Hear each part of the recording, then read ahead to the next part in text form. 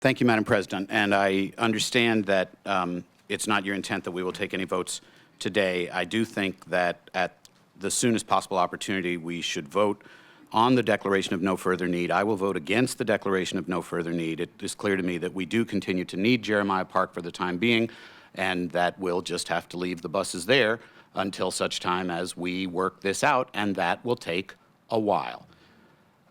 I've served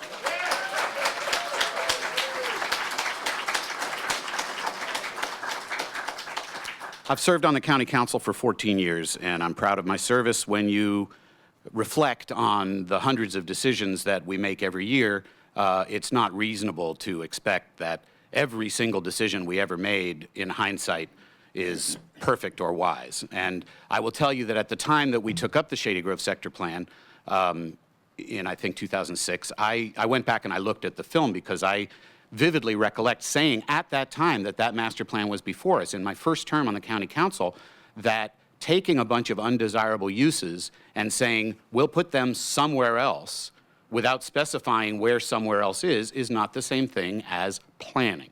And I said that then. And the response then was that, well, it's just not in this sector. That's not what this document is about. This document is a vision for a desirable, walkable, livable, high quality of life, smart growth location.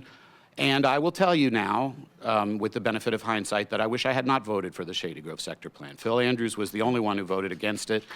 And I think my strongly held view then was absolutely correct, that we didn't know where we were going to put these undesirable uses, and we still don't, and that in hindsight, that plan was unwise.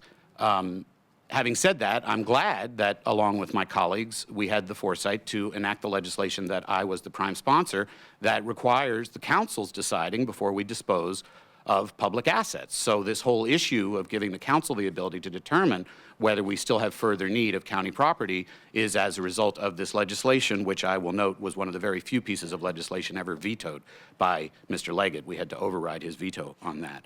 So now, the reality is, without going into details of what happened in closed session, because we can't disclose what happened in closed session, we don't have a plan yet today. We don't know precisely where to relocate the buses, and as a result, we need to leave them at Jeremiah Park until we know where they go in a satisfactory manner. The Carver Educational Center is unsuitable. I will not support it. I believe there's a majority.